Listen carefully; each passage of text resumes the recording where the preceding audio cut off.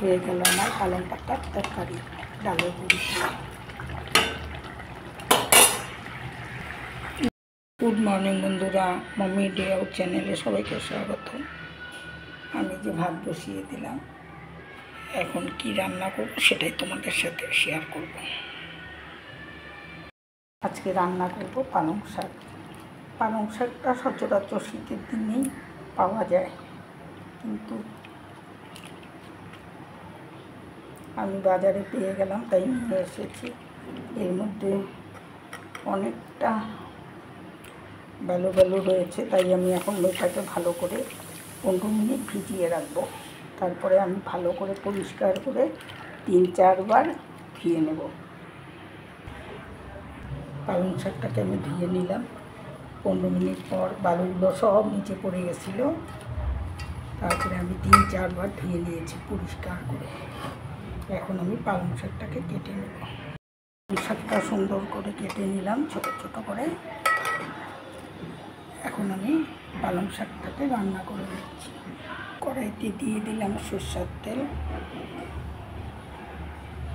কয়েকটা ডালে বড়ি নিয়েছি। এখন আমি ডালে বড়ি কটাকে ভাজা করে নেব।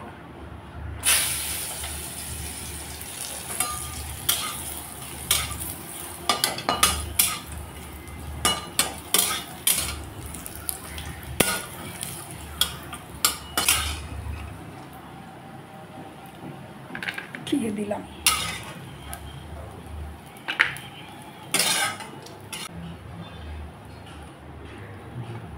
অল্প সরষের তেল, দিয়ে দিলাম ফোড়নে দিয়ে দিচ্ছি কালো জিরা, একটা আলু কেটে নিয়েছি আর বেগুন কেটে নিয়েছি একটা, দিয়ে দিচ্ছি আলু,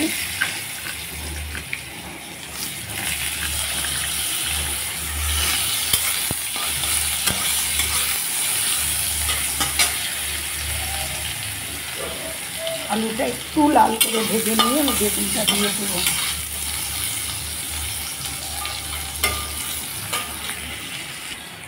এখন দিয়ে দিচ্ছি বেগুন, 5টা কাঁচা লঙ্কা,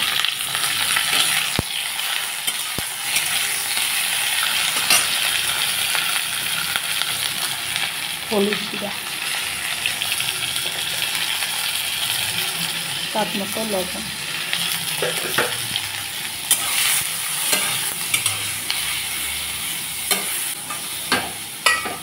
এখন 5 মিনিটের জন্য ঢেকে দিচ্ছি। ঢাকনা খুলে দিলাম 5 মিনিট পর। এখন আমি ডালে বড়িগুলো দিয়ে দিলাম। এখনকার দিনে ডালে বড়ি খুব একটা ভালো সেদ্ধ হয় না, এই ডালে বড়িগুলো আমি আগেই দিয়ে দিলাম। দিচ্ছি পালং শাক,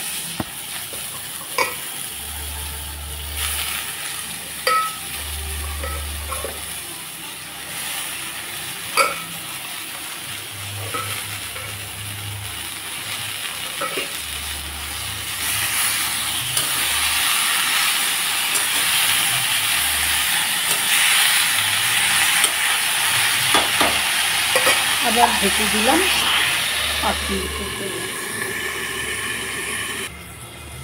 5-6 মিনিট পর ঢাকনাটা খুলে দিলাম।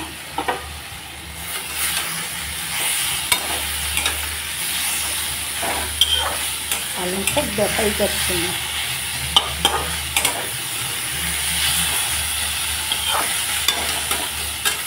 সিদ্ধ হয়ে গেছে। আলু বেগুন শাকের তো কথাই নেই। এখন সামান্য ময়দা গুলে দিয়ে দিলাম।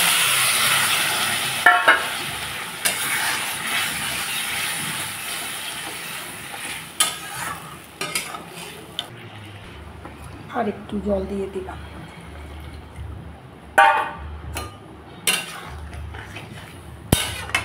5 মিনিটের জন্য ঢেকে দিলাম। 5 মিনিট পর খুলে দিচ্ছি। হয়ে গেল আমার পালং পাতা দিয়ে ডালে বড়ি দিয়ে।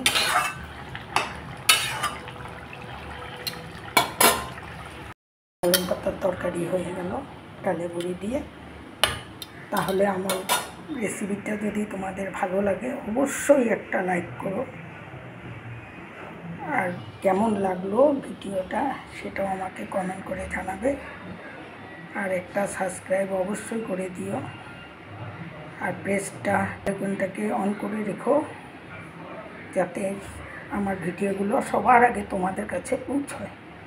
তাহলে আজকে জন্যে এই পর্যন্ত। সবাই ভালো থেকো, সুস্থ থেকো, ভগবানের কাছে কামনা করি সকলকেই যেন ভগবান ভালো রাখে।